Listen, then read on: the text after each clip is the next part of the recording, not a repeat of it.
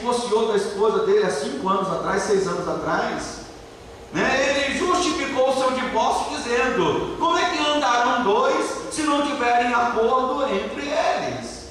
Então às vezes pega até um versículo bíblico para justificar o seu erro. Mas Tiago é bem claro em dizer: não há variação em Deus, não há mudança em Deus. Davi, quando pecou, ele não suavizou o seu erro.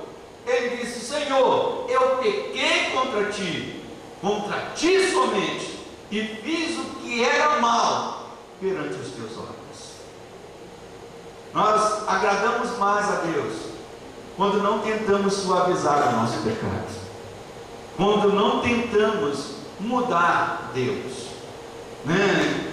Fazer Deus ser um pouco mais light, um pouco mais, né, compreensivo. Afinal de contas, o marido pode até dizer: não, mas eu traí a minha mulher porque eu não vivia bem o meu casamento, as coisas não estavam muito bem no meu lar, a gente não estava tendo um relacionamento sexual ativo, então por isso é que eu me separei da minha mulher, é por isso que eu fui procurar uma outra mulher.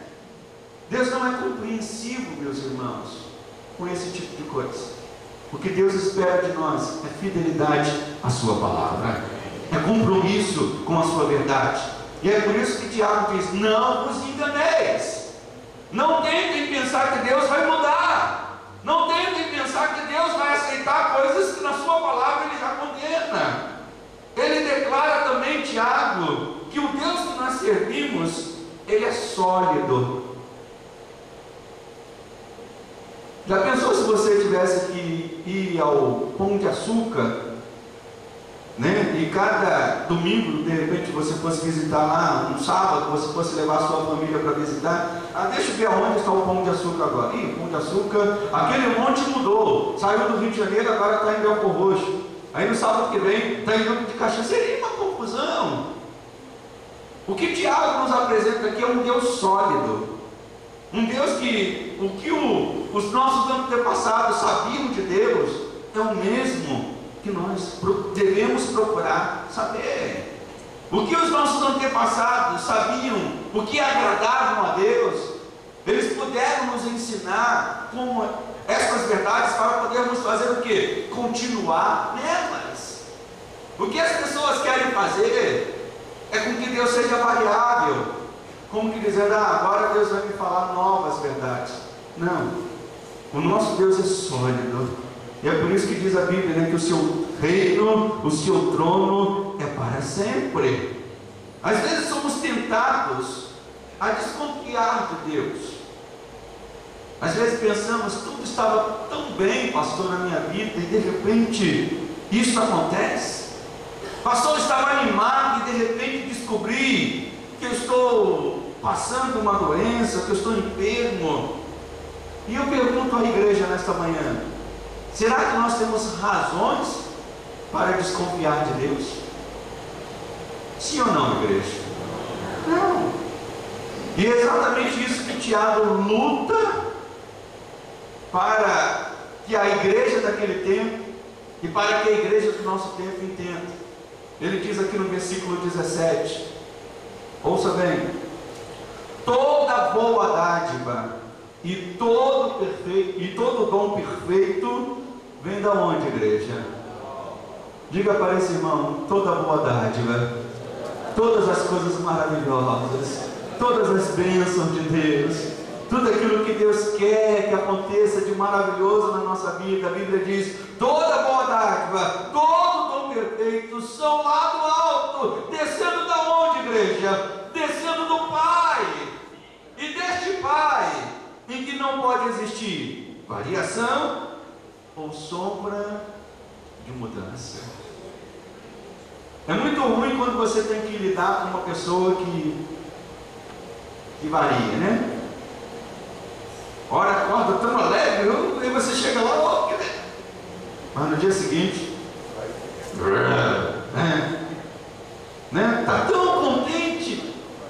Deus não é assim. Deus é sólido. Diga comigo: Deus é sólido. Deus é o mesmo ontem, hoje, para sempre. E é por isso que Ele estabelece a sua palavra, para que nós conheçamos os seus caminhos. Não procure querer saber de Deus. Eu quero saber qual é a vontade de Deus para essa situação na minha vida, se a palavra de Deus já declarou qual é a vontade dele. Deus é sólido. Deus não vai dizer uma coisa na Bíblia e vai dizer outra coisa para você. A palavra de Deus é estabelecida. E Tiago toca também, meus irmãos, num ponto que está muito claro aos olhos de todos os dias de hoje. Não precisa ser pastor, não precisa ser diácono, para vermos o abismo que está entre a fé teórica e a fé prática. Amém, igreja? E até no programa de hoje à noite, as nossas respostas foram voltadas para esse lado. O que está faltando à igreja do nosso tempo é justamente colocar em prática as verdades da palavra de Deus. Milhões de pessoas conhecem versículos bíblicos, milhões de pessoas cantam músicas evangélicas, milhões de pessoas frequentam as igrejas e ali tomam conhecimento das verdades que são passadas. Eu tenho plena consciência que eu procuro me esmerar aqui na igreja para trazer palavras que possam ensinar os irmãos, que possam despertar os irmãos, que possam trazer conhecimento. Mas por que será que na vida da igreja como um todo, muitas vezes, esse conhecimento não está se traduzindo em atos de fé, em atos de obediência? Eu programei aqui duas respostas para dar. A primeira resposta, eu creio, está na forma reduzida que muitas pessoas estão fazendo e estimulando para o ato da conversão. Hoje em dia a conversão ela se resume a simplesmente um levantar de mãos e dizer: eu aceito Jesus. Como se o levantar das mãos pudesse mudar a pessoa completamente.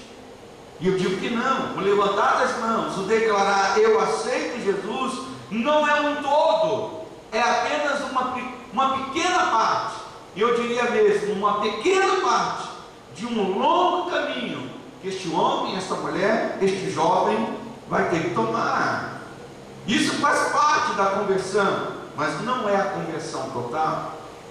Eu creio que pessoas precisam não apenas se converter intelectualmente, mentalmente ou socialmente, como que dizendo, agora eu frequentava o botequim, eu frequentava o bar, agora a minha conversão social vai me levar para onde?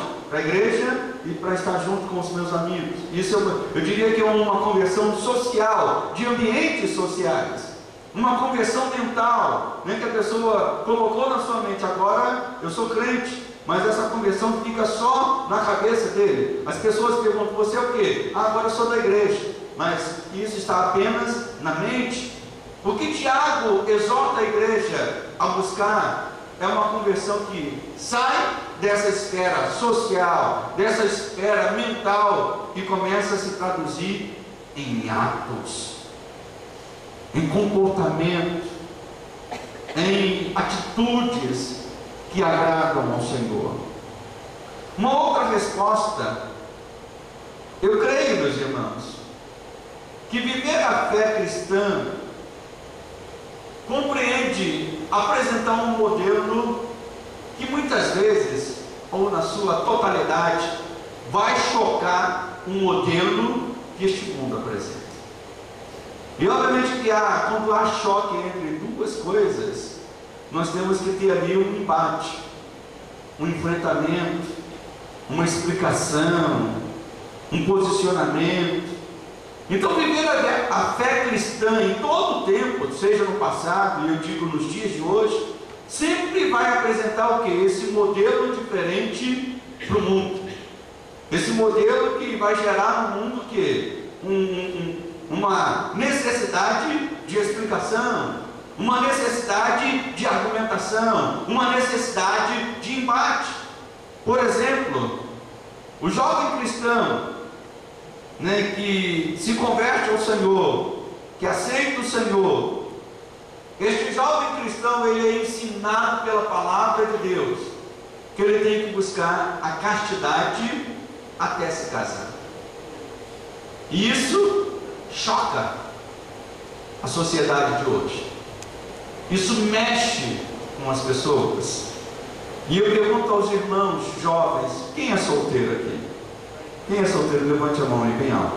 Quem é solteiro? Coloque a mão sobre essa pessoa que está ao seu lado aí. Diga: eu quero que Deus te dê força. Quero que Deus te capacite. Por que o pastor está falando isso? Porque eu sei que não é fácil. Não é fácil. Como pastor, eu não vou dizer é fácil, né, suportar a pressão do mundo, é fácil aguentar o que o mundo vai proporcionar. Não é fácil. Mas eu quero estimular aos jovens solteiros desta igreja que, se você quer viver uma vida que agrada ao Senhor, você não pode deixar que a fé teórica se afaste da fé prática. A castidade tem que fazer parte da vida do homem solteiro, da mulher solteira. Esperar o que, pastor? Até o dia do casamento para iniciar a sua vida sexual, seu relacionamento sexual. Isso com certeza vai fazer o quê? Chocar a sociedade de hoje. Mexer. As pessoas vão dizer: você é crente? Sim, sou crente. Mas me fala uma coisa: como é que é a sua vida sexual? Aí o jovem